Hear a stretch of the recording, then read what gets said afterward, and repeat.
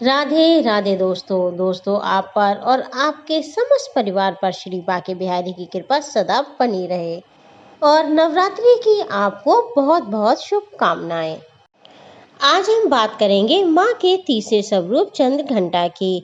माँ के इस स्वरूप की पूजा हमें किस विधि से करना चाहिए, किन किन बातों का हमें ध्यान रखना है, माँ का पूरी पूजा का विधान, भोग, मंत्र व माँ को कौन सा वस्त्र धारण कराएं, ये सब बातें मैं आपको इस वीडियो में बताऊंगी।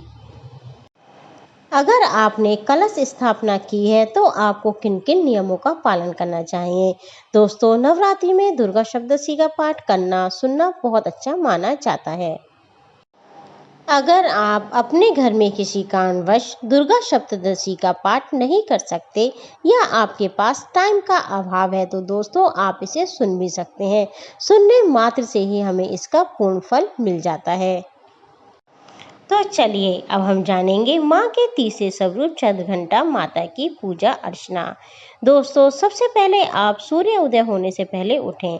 अपनी रसोई आदि का कार्य आप रात में ही निपटा लें। मुझे पता है नवरात्रि में हमारा काम बहुत अधिक बढ़ जाता है। ऐसे में अगर आप रात को थोड़ा सा काम निपटा लेंगे तो आपका टाइम भी बचेगा और आपको मॉर्निंग में ज़्यादा थकान भी नहीं होगी।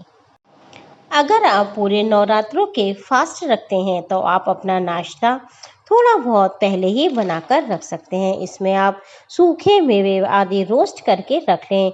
पंजीरी बनाकर रख सकते हैं, ये आप भी खा सकते हैं और माता रानी को भी इसका भोग लगा सकते हैं।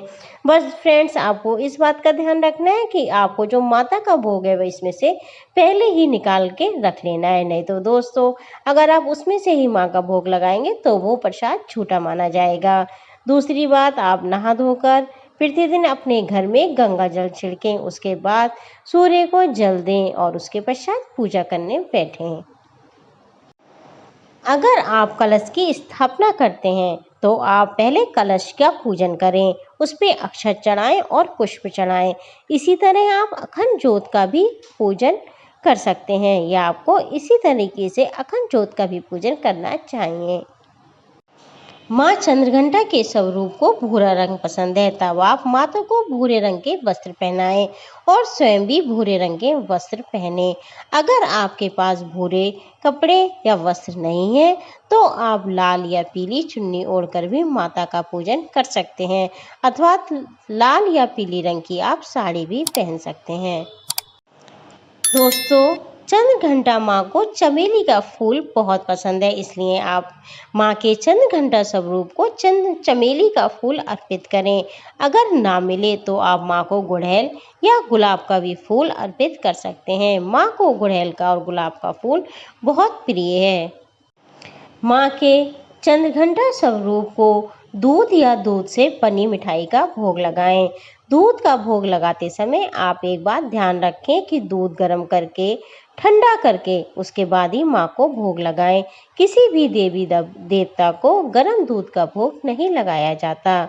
और दोस्तों, रही बात मिठाई की, तो मिठाई आप मार्केट की माता को भोग ना लगाएं क्योंकि उसकी शुद्धता की कोई भी गारंटी नहीं होती। आप माँ को भोग अपने हाथों से बनाकर लगाएं।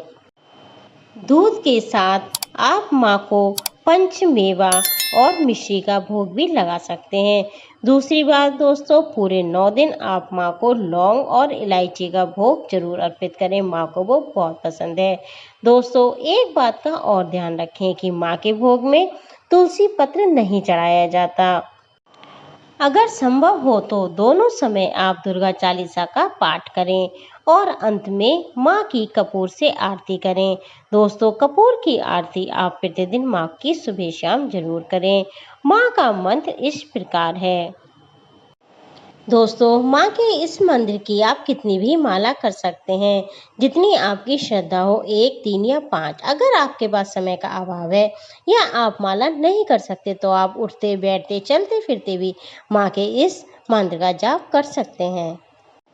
आपको मेरी ये जानकारी कैसी लगी मुझे कमेंट बॉक्स में जय माता दी लिखकर जरूर बताएं। अगर आपको मेरी ये जानकारी अच्छी लगी हो तो इसे अपनी और भी बहनों के साथ शेयर करें ताकि उन्हें भी ये महत्वपूर्ण जानकारी मिले। इसी के साथ मैं आपसे कहना चाहूँगी कि अगर आपको मेरी ये वीडियो अच्छी लगी हो, जानकारी पसंद आई हो, तो मेरे चैनल भक्ति की यात्रा को आप लाइक करें, शेयर करें और मेरे चैनल को सब्सक्राइब करें। धन्यवाद दोस्तों। जय माता दी। माँ आपकी समस्त कामनाओं को पूर्ण कर